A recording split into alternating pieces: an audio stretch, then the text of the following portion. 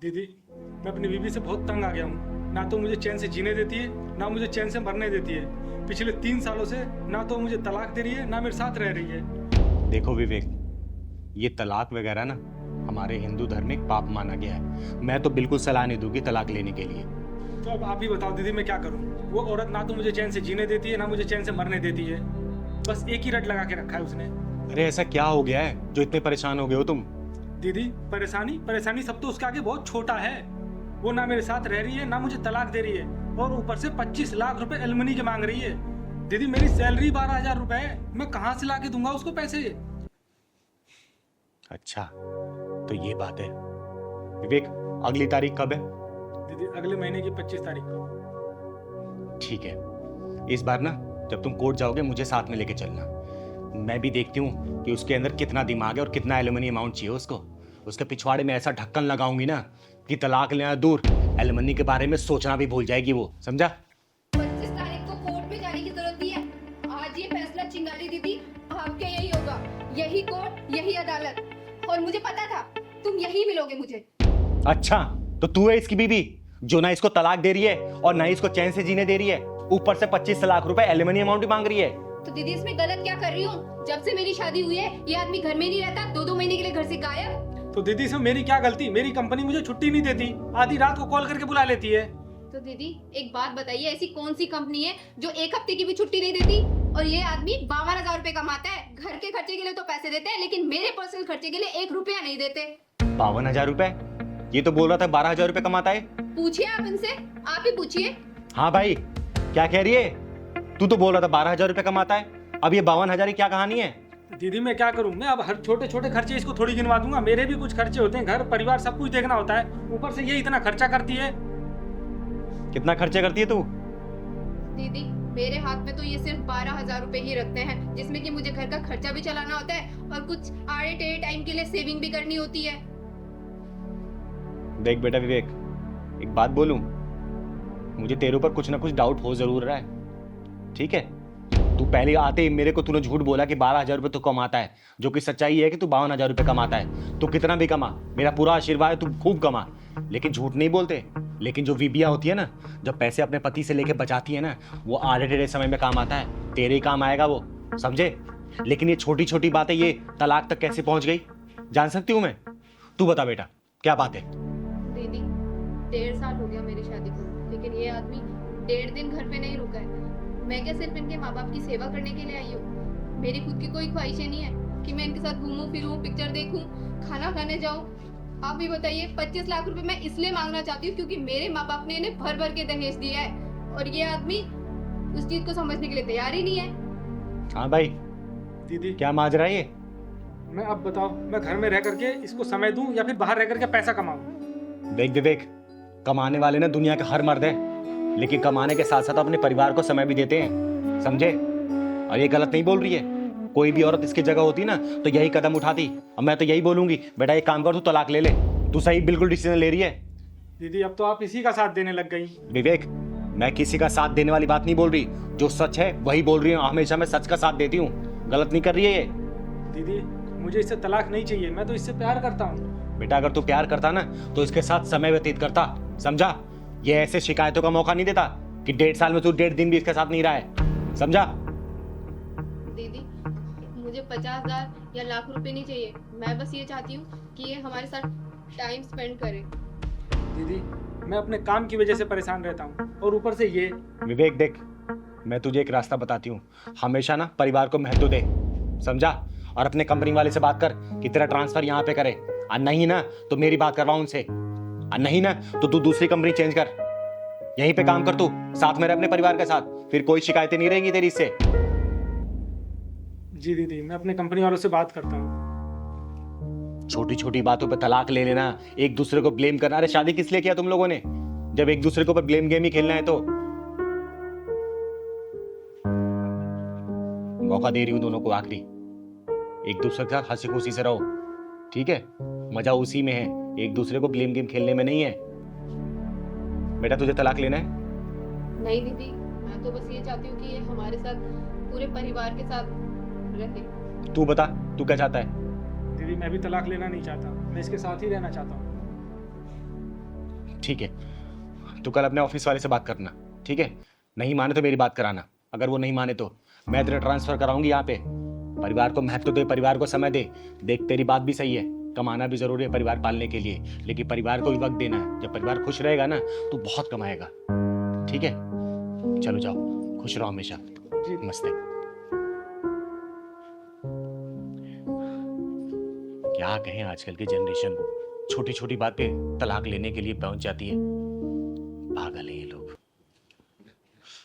क्या बात है, तुम लोग इतने परेशान क्यों हो? और इतना अर्जेंट मुझसे मिलने के लिए क्यों बोल रहे थे? तुम लोगों को पता है मुझे एक अनाथ आश्रम की नींव रखने जानी थी, लेकिन मेरे दरवाजे पर जो भी आता है ना, चिंगारी मुझको कभी भी निराश नहीं करती। तुम लोग कहाँ से आए हो? दीदी, हम भोपाल से आए हैं और बड़ी उम्मीद के साथ आए हैं दीदी। दीदी, हम लोगों के ऊपर दुखों का पहाड़ टूट गया दीदी। पिछले 1 साल में इनकी 3 नौकरियां चली गई और मेरा 4 महीने का बच्चा मिसकैरेज हो गया। दीदी, गांव में मेरे मम्मी पापा भी बीमार रहते हैं। 50 बीघा जमीन थी, बस बीमारी में सारी बिक गई। सिर्फ 5 बीघा बची है दीदी। बर्बाद हो गए हम लोग दीदी, बर्बाद हो गए।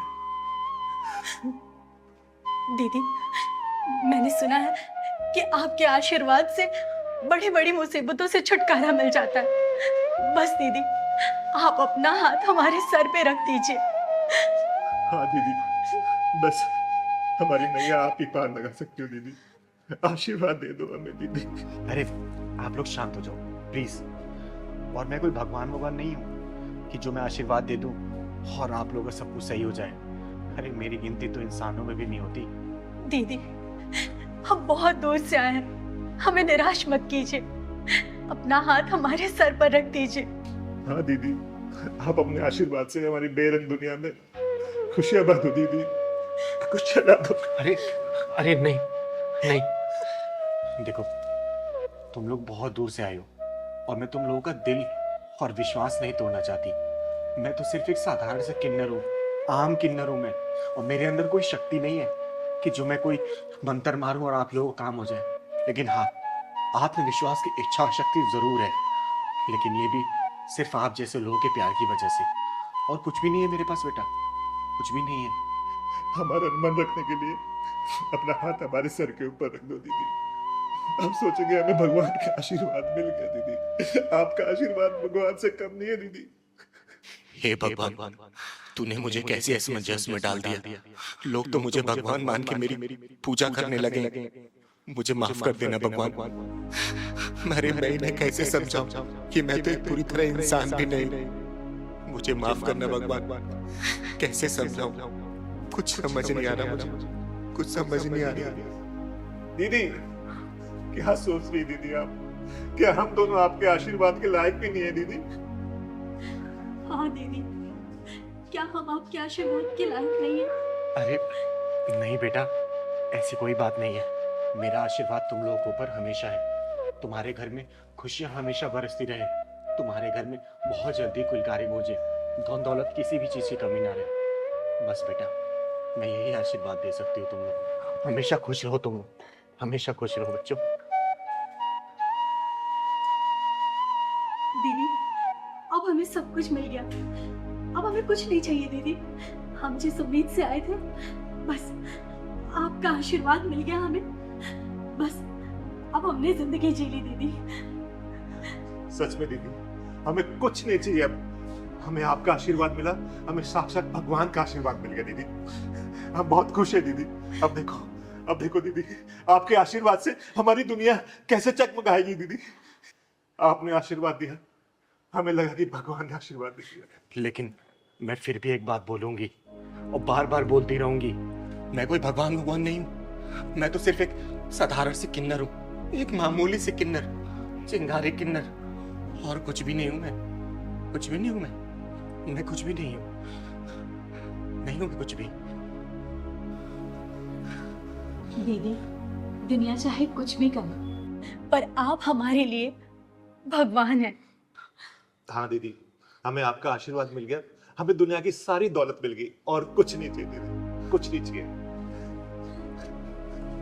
खुश रहो मेरे बच्चों, हमेशा खुश रहो, खुश रहो, खुश रहो।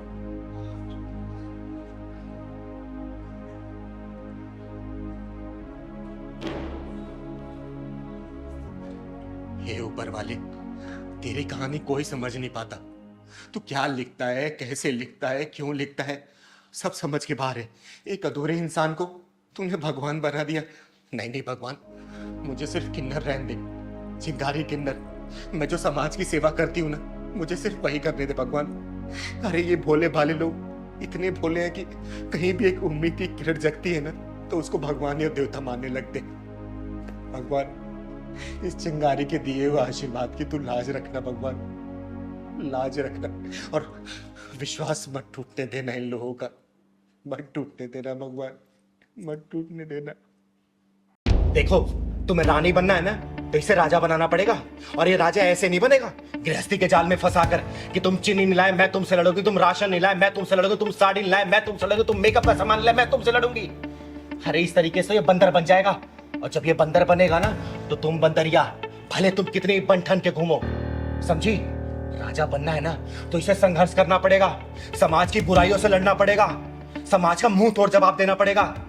क्योंकि रानी सिर्फ राजा की होती है, राजा के बिना कोई रानी नहीं होती बेटा, याद रखना इस बात को। तो दीदी इसमें मेरी क्या गलती है? अगर मैं मेरी परेशानी इन्हें नहीं बताऊंगी तो क्या किसी बाहर वाले को बोलूंगी मैं? तो क्या करूं मैं तुम्हारी परेशानी सुनता नहीं हूं क्या? तुम बोलते हो राशन लेके आओ, राशन लेके आता हूं ना, सब्जी लेके आता हूं ना, तुम जो सारी चीजें बोलती हो मैं तुम्हारे लिए करता हूं ना। परेशान हो गया मैं, उधर बॉस की डांट सुनो, इधर तुम्हारे नखरे झेलो, मैं क्या करूं?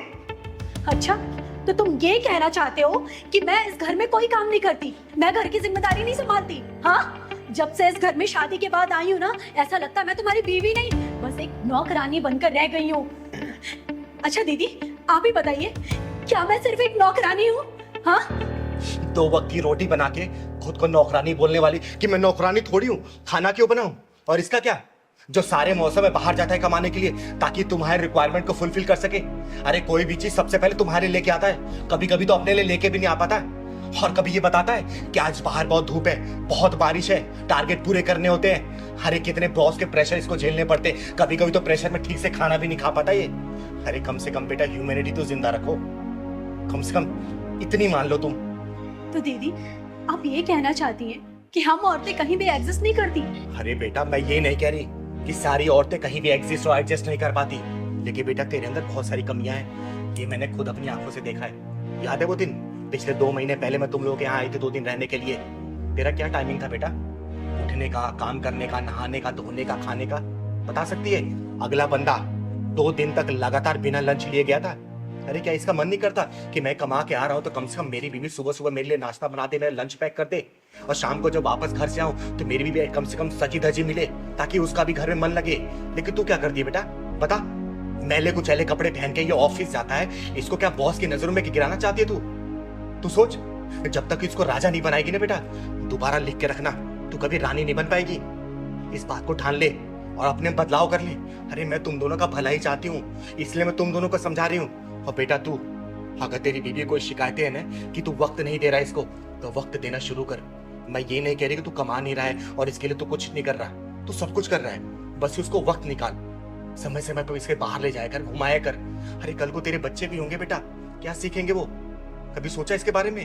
अरे घर का माहौल अच्छा रखेगी ना, गृहस्थी जब खुशहाल होता है ना, तो जिंदगी जीने का मजा ही कुछ और होता है, समझी? ये छोटी छोटी बातों पे नोक झोंक करना, तलाक लेना, हम तुम्हारे साथ नहीं रहेंगे, हम तुम्हारे साथ नहीं रहेंगे, इससे जीवन नहीं चलने वाला। 7 जन्मों का रिश्ता होता है ये, बहुत शालीनता से निभाना पड़ता है। कभी ट्रेन देखा बेटा? 2 पटरी पे बैलेंस चलती है, अगर एक पटरी भी लड़खड़ाई तो ट्रेन गिर जाती है। तो जिंदगी का रिश्ता भी ऐसे ही होता है, दोनों मियाँ बीवी को ना बहुत ही बैलेंस तरीके से चलना पड़ता है। समझदारी से काम लो, जिंदगी एक बार मिली है, जियो, खुल के जियो, खूब ऐश करो, लेकिन गृहस्थ जीवन को भी संभाल के चलो, समझे? मैं मानता हूँ दीदी, कुछ गलतियां मेरी भी है, मैं अपनी वाइफ को टाइम नहीं दे पाता, लेकिन आज के बाद मैं अपनी वाइफ को पूरा टाइम दूंगा, ये प्रॉमिस करता हूँ आपसे। और दीदी आपने जो कुछ भी कहा है मैं वो सब अच्छा करने की कोशिश करूंगी, अपने गृहस्थ जीवन में खुशी लाने की कोशिश करूंगी। और इनके लिए हर काम टाइम से करूंगी, इनका लंच, इनका खाना, सब कुछ। और इन्हें कभी भी शिकायत का मौका नहीं दूंगी दीदी। आपने जो कुछ भी कहा है मैं वो सब कुछ ठीक कर दूंगी। हमेशा खुश रहो तुम लोग। और कहीं भी चिंगारी की जरूरत पड़ेगी ना, चिंगारी हमेशा है। लेकिन हाँ बेटा, जो कमियां है ना उसको सुधार ले, ठीक है? फिर ये कल को अगर तेरी बात नहीं मानेगा ना तो इसके खिलाफ मैं खड़ी होंगी, इसको डांट के फटकार के मैं सुधारूंगी इसको, समझी? खुश रहो और अच्छे जाओ, खुशी मन से जाओ घर जाओ। ठीक है दीदी, नमस्ते। जी दीदी। और हाँ, रास्ते में लड़ाई मत करना, समझे? नहीं दीदी, जाओ खुश। चलो। अरे पहलवान, कब तक चाय लाएगा रे? कब से इंतजार कर रही हूं मैं। आया दीदी। ला जल्दी। कोई काम तू टाइम पे कर नहीं सकता कभी भी।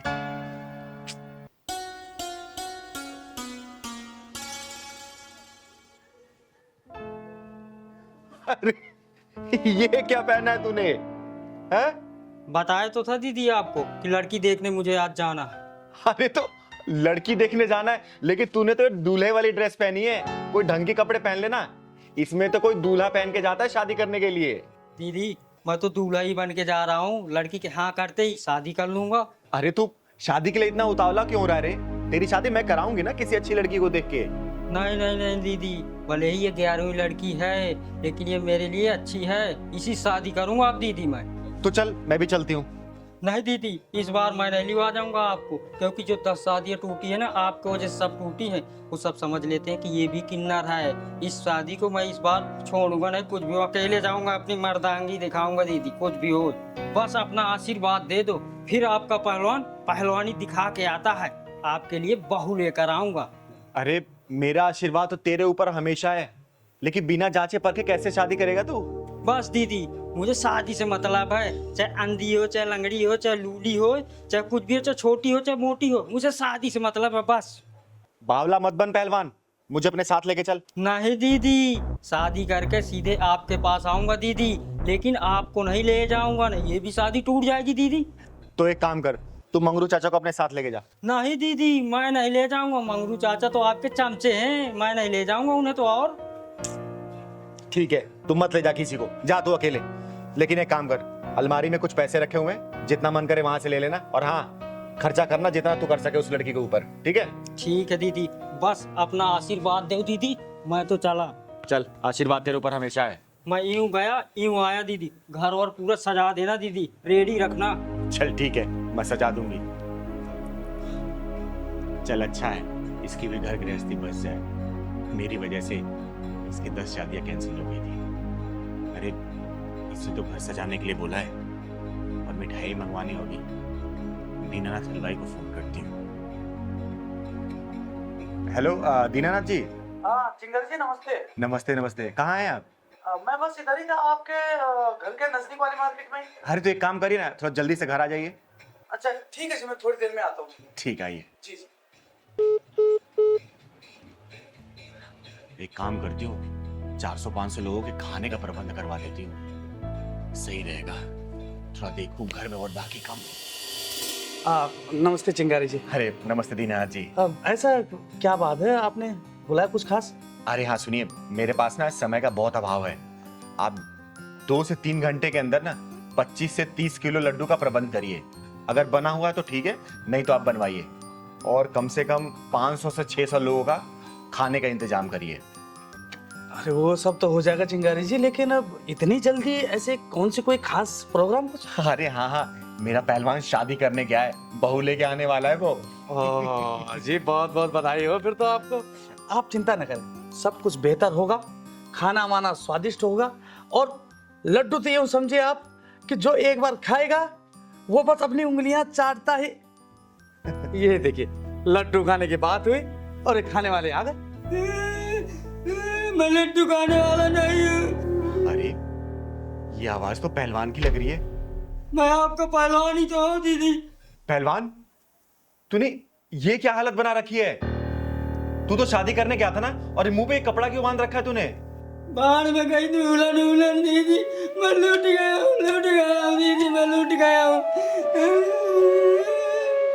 पहलवान क्या हुआ, बात बता मुझे। अरे पहलवान, रोता ही रहेगा, बताएगा भी क्या हुआ तेरे साथ? बताता हूँ दीदी, बताता हूँ। वो लड़की आज तो पहलवान सुंदर भी लग रहा है बहुत, और हाथ में पैसा भी बहुत है। आज कोई भी लड़की मिले शादी करके लौटूंगा, कुछ भी हो जाए। और लोग दहेज लेकर करते हैं, मैं देकर शादी करूंगा।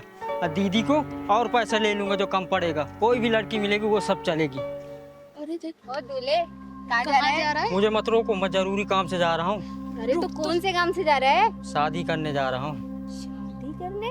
किससे? लड़की ढूंढूंगा और करूंगा शादी। के लिए तो हम भी ढूंढ रहे हैं ना। मैं भी कवा रही हूँ, अभी मुझसे कर लेना। मैं भी कमा रही हूँ। तुम क्यों करोगी शादी? अरे मैं तेरे से बड़ी हूँ ना। अच्छा ठीक है, तुम कर दो।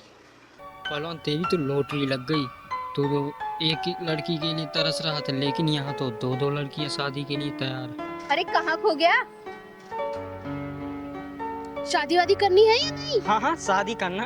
अरे तो ये शेरवानी पहनने से थोड़ी ना शादी होती है, पैसे लगते हैं पैसे। पैसे बहुत है मेरे पास, पैसों की कमी थोड़ी है। तो दो ना पैसे।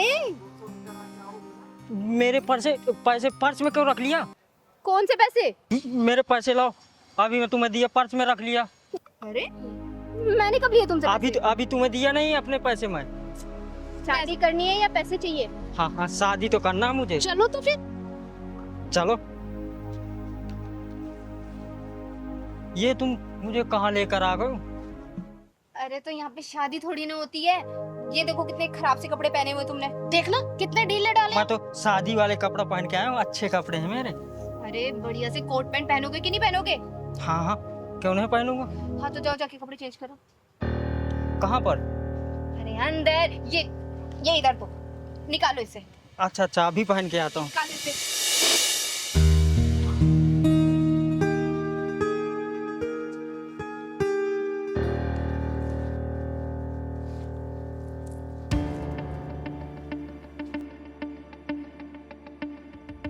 चल चल पैंट निकाल।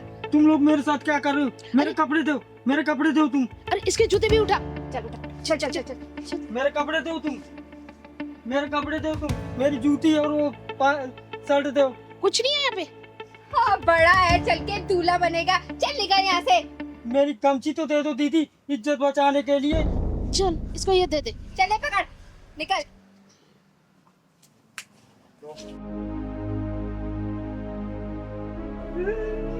मुझे तो लूट लिया, मेरे पैसे भी ले गई। अब दीदी से क्या काम है जी, गए दीदी से, मुझे तो बर्बाद कर दिया।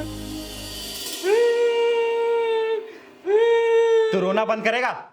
मैंने तुझे कहा था ना कि मुझे साथ लेके चल, लेकिन नहीं, तुझे तो अकेले जाके शादी करनी थी। अब लूट पीट के आ गया ना, तो रो क्यों रहा है? मैं दीदी आपको ही लेकर जाऊंगा, जहाँ जाऊंगा। मैं अब अकेले नहीं जाऊंगा। अब मैं शादी वादी नहीं करूंगा। जब भी जहाँ तुम्हें करना हो वही करना दीदी। चिंगारी जी, तो क्या करें, लड्डू बनवाएं क्या? दीनानाथ जी आप चाहिए। तुझे लट्टू के पड़ी अभी भी, चलवा के यहाँ से। पहलवान इधर आ। तू ना ज्यादा दिमाग कम लगाया कर, समझा ना? आप भी ना दीदी। पैसे भी सब तूने लुटवा दिए। अब जाने दो, फिर क्या होगा दीदी। लूट गए तो लूट गए, हर जा बार लूटता है। कपड़े पहन के आ जा। ठीक है दीदी। औरत हमेशा पति और बाप के घर में फर्क समझती है। बताऊं बेटा कैसे? लड़की पर माँ बाप पाबंदी लगाए तो हक बनता है, और सास ससुर लगाए तो रोकते हैं टोकते हैं। अरे भाई बहन से लड़ाई हो जाए, भाई बहन धमकाए तो मजाक है, और देवर कुछ बोल दे तो बकवास है।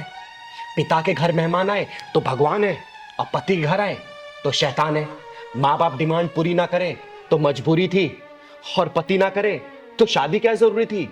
माँ बाप डांटे तो बड़े हैं, और सास ससुर डांटे तो पीछे पड़े हैं। माँ बाप की बातें किसी को नहीं बताती, लेकिन सास ससुर और ससुराल वालों की बातें किसी से नहीं छुपाती। बता बेटा, सच है या झूठ? कर मुझे साबित, झूठ करना। दीदी मैं आपके पास अपनी परेशानी लेकर आई हूँ और आप मुझे ही सुना रही हैं। बेटा जो भी पॉइंट मैंने बताया है ना, तू एक भी पॉइंट है मुझे गलत साबित कर दे, मैं मान जाऊंगी कि चिंगारी झूठी है, तू सही है। कर साबित मुझे गलत। पर दीदी बेटा चिंगारी के सामने आए दिन ऐसी परिस्थितियां आती हैं, और चिंगारी जानती है कि गलत कौन हो सकता है, सही कौन हो सकता है। मैं ये नहीं बोल रही कि 100% तू ही गलत है, लेकिन बेटा शुरुआत तेरे से ही होती है। याद रखना, जिस दिन मायके और ससुराल को एक बराबर आंकना शुरू कर देगी ना, उसी दिन तेरी सारी परेशानियां, सारी शिकायतें खत्म हो जाएंगी। बेटा ध्यान रखना इस बात को। अरे विधि, तुम यहाँ बैठी हो, मैं तुम्हें घर में ढूंढ रहा था। नमस्ते। नमस्ते। अच्छा, तो तुम मेरे घर वालों की शिकायत करने के लिए आई हो ना यहाँ पे? एक काम करते हैं, आज दूध का दूध और पानी का पानी कर ही देते हैं। दीदी आप इसको कुछ समझाते क्यों नहीं? मेरी एक बात नहीं सुनती है, मेरे घर वाले और अपने घर वालों में भेदभाव करती है। बोलो ना ऐसा ना किया करें। बेटा तेरे आने से पहले मैं इसे यही समझा रही थी, ठीक है ना, कि ऐसे ना किया करे, भेदभाव करने से कुछ भी नहीं होगा। लेकिन ये समझे तब ना। अच्छा, तो तुम ये कहना चाहते हो कि सारी गलती मेरी है? हाँ, मैं तो जैसे तुम्हारा कोई ख्याल ही नहीं रखती, तुम्हारे घर वालों का कोई ख्याल नहीं रखती। मतलब इधर से भी हर चीज में मैं ही गलत। तुम तो बहुत अच्छे हो ना, तुम्हारी कोई गलती होती ही नहीं है। अब आप ही बताइए दीदी, इसमें मेरी क्या गलती है? मैं क्या करूं? मैं क्या इनके घर वालों का ख्याल नहीं रखती जो हर वक्त मुझे उल्टी सीधी बातें सुननी पड़ती है? कौन सुनाते तुम्हें उल्टी सीधी बातें? तुम और तुम्हारे घर वाले। वही बात आ गई ना, भेदभाव वाली। अरे वो बड़े हैं, कुछ बोल दिया तो उसको सुनाना कहते हैं क्या? देखो, मैं तुम्हारे इस बात से ना परेशान हो चुकी हूँ, ठीक है? मुझे अब एक और बार भी अगर तुमने कहा ना तो मैं ये शादी तोड़ दूंगी और तुम्हारा घर हमेशा के लिए छोड़कर चली जाऊंगी। बस बस, तुम लोग शांत रहो, मुंह बंद करो और जो मैं बोल रही हूँ वो सुनो सिर्फ, समझे? तो ठीक है दीदी, अब फैसला आप ही कर दीजिए। बेटा देख, घर गृहस्थी चलाना इतना आसान काम नहीं है। जो सपने तूने सजाए होंगे ना शादी से पहले, जरूरी नहीं कि सपने वही पूरे हो। एक बात देख, अगर जब हम अपने माँ बाप के घर में और ससुराल के घर में फर्क नहीं समझते ना, तो शादी ब्याह की जिंदगी बहुत आसानी से चलती है बेटा। देख, माँ बाप जब डांट देते हैं ना तो हम सोचते हैं अरे माँ बाप है, क्या हो गया डांट दिए तो। लेकिन वही ससुराल वाले अगर कुछ सास बोल दे या ससुर बोल दे, कोई समझा दे, तो हम उसको ईगो पे ले लेते हैं, दिल पे ले लेते हैं, अरे इन्होंने ऐसे क्यों बोल दिया। ऐसे नहीं होता बेटा, दिल से रिश्ते अपनाए जाते हैं, सिर्फ किताबी बातें नहीं है रिश्तों की। जिस तरीके से माँ बाप तुम्हारे अपने मायके में है ना, उसी तरीके से सास ससुर ससुराल में वही तुम्हारे माँ बाप है। और जो देवर है समझो वो तुम्हारा भाई है। पति है ना, पति अगर तुम्हें कुछ समझा रहा है तो समझो इस बात को, क्योंकि पति इसी घर में जन्म लिया है, वो अपने माँ बाप के घर में जन्म लिया, उसको पता है कि मेरे माँ बाप का नेचर कैसा है, मुझे अपने माँ बाप को कैसे खुश रखना है। तो सबसे ज्यादा सपोर्ट तो वही करता है ना। तुम्हें अंडरस्टैंड करना पड़ेगा अपने पति को, उसको समझना पड़ेगा, और देख लेना इससे तुम्हारे रिश्ते बहुत आसानी से चलेंगे, समझे ना? और बेटा तू, ऐसा नहीं होता कि हर गलतियां पत्नी की होती है, तुझे भी समझना पड़ेगा अपनी पत्नी को। अरे किसी दिन परेशान हो रही है तो इसके पास कुछ समय बिता ले, किसी चीज को लेकर टेंशन में है तो इसको टेंशन फ्री तू तो कर सकता है ना। अगर ये नाराज है, तू भी नाराज होकर बैठ जाएगा तो रिश्ते चलेंगे क्या? ऐसे कहीं नहीं चल पाएंगे बेटा। माँ बाप ही रहेंगे। और बेटा एक बात समझना, माँ बाप की उम्र, तुम्हारे माँ बाप की उम्र कम से कम 55-60 साल तो हो ही चुकी है। अरे 55-60 साल हो चुकी है, अब तुम उनको बदलना चाहती हो? नहीं, तुम्हारी पूरी जिंदगी बची है बेटा, सिर्फ 28 साल की हो तुम। सोचो पूरी जिंदगी तुम्हें काटनी है, ऐसी ऐसी परिस्थितियां तुम्हारे सामने आएगी, तुम्हें उसका डट का सामना करना पड़ेगा। तो अपने आप को तुम्हें बदलना पड़ेगा हर सिचुएशन के लिए।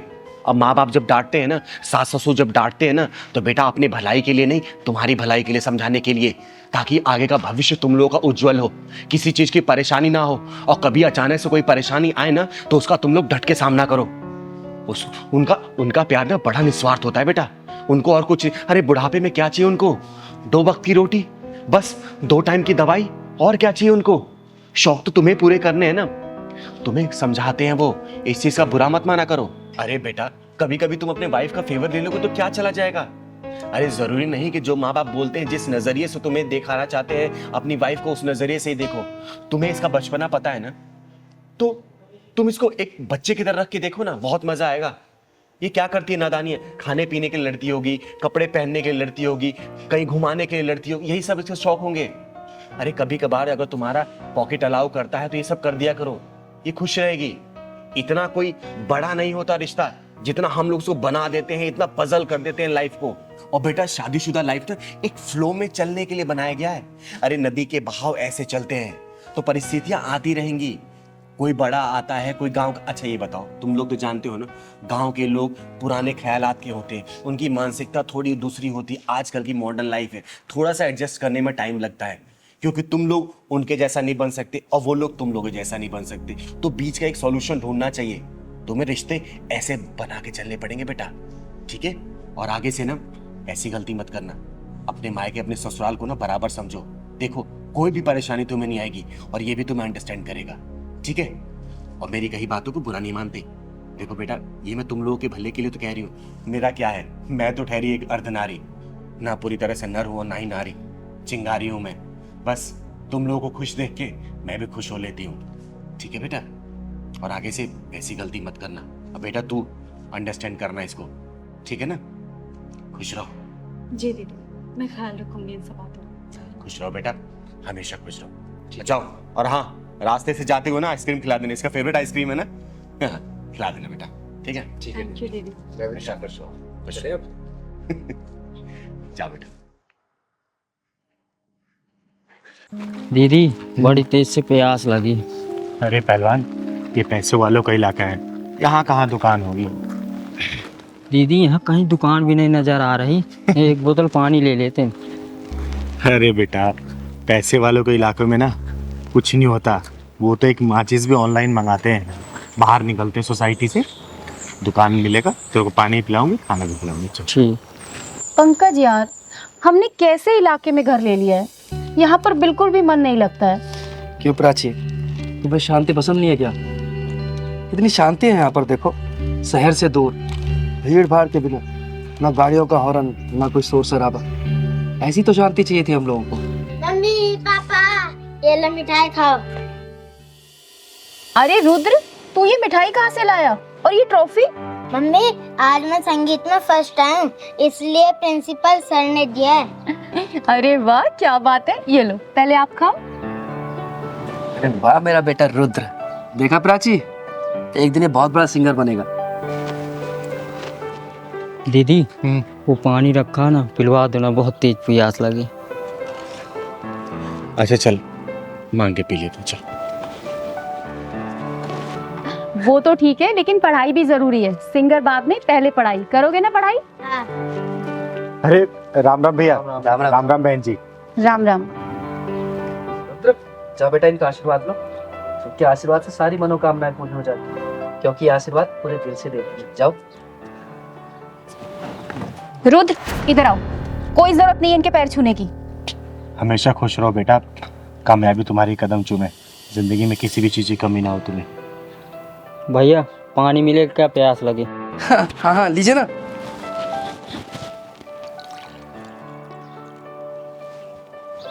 पापा पानी पिलाओगे क्या? मिठाई भी दो। अरे दो ना बेटा आप। अरे ये क्या करें आप? इन्हें पानी पिलाओगे क्या? प्राची, तुम्हारा दिमाग खराब हो गया है। लोग तो दुश्मन को भी पानी पिला देते हैं। अरे तो ये दुश्मन नहीं है, किन्नर है, किन्नर। और इन्हें पानी पिलाना है तो जग से पिला दो, नीचे हाथ करके पी लेंगे। इनकी औकात है हमारे गिलास में पानी पीने की? सही कहा बहन आपने। आखिर हमारी औकात ही क्या है आप लोगों के सामने? हमारी कोई औकात नहीं है कि आप लोगों के बर्तनों में हम खाना खाएं और पानी पिएं। दीदी, अपनी वाइफ की तरफ से आपसे मैं माफी मांगता हूँ, आप पानी पीजिए ना। आंटी मिठाई भी खाई है, मैं संगीत में फर्स्ट आया हूँ। बेटा, मेरा आशीर्वाद तुम्हारे ऊपर सदैव है, तुम जिंदगी के हर परीक्षा में प्रथम हो। दीदी लीजिए ना, आप पानी पीछे। पंकज, सुना नहीं तुमने मैंने क्या कहा?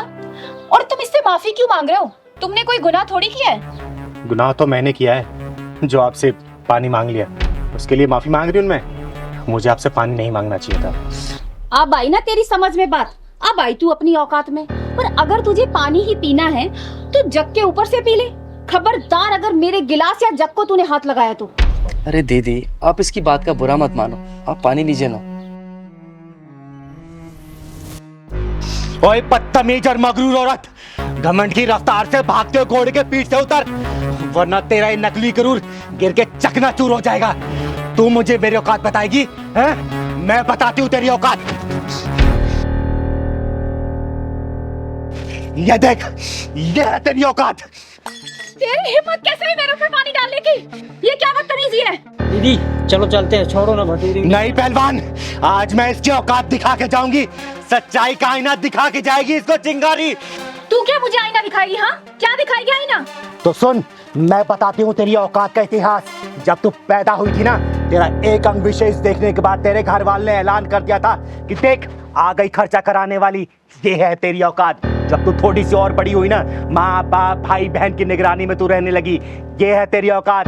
उसके बाद जब तू स्कूल कॉलेज जाने लगी ना, तेरे से सैकड़ों सवाल पूछे जाने लगे, क्यों गई, किसके साथ गई, क्यों देरी हुई, ये है तेरी औकात। उसके बाद तेरी शादी हुई और तू ससुराल में आ गई। अपने पति के मर्जी के बिना तो कहीं भी ना जा सकी, ना खा पी सकी, ना आराम कर सकी, ये है तेरी औकात। मायके में सबसे पहले खाना खाने वाली, ससुराल में सबसे आखिरी में खाना खाने लगी, ये है तेरी औकात। नहीं नहीं नहीं, बस करो, चुप हो जाओ, मैं और नहीं सुन सकती। बस करूं तो सुन मेरी औकात, ये है मेरी औकात। मैं अपने मन की मालकिन हूँ। मैं जब चाहे, जहाँ चाहे, जैसे चाहे वहां जा सकती हूँ। जो मन करे खा पी पहन ओढ़ सकती हूँ, समझे? अब यही समझ ले तेरी औकात से कितनी ऊंची है मेरी औकात। मुझे माफ कर दो दीदी, मैं भूल गई थी कि हम औरतों की कोई औकात नहीं होती। दीदी, इसको ना समझ कर माफ कर दीजिए ना प्लीज। आंटी, पानी पी लो और मिठाई भी खा लो।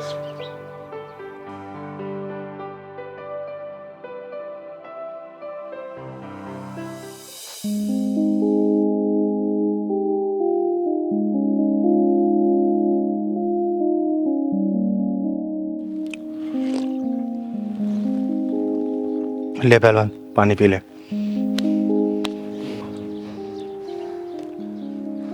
दीदी, भूल चूक माफ कर दो। चल पहलवान।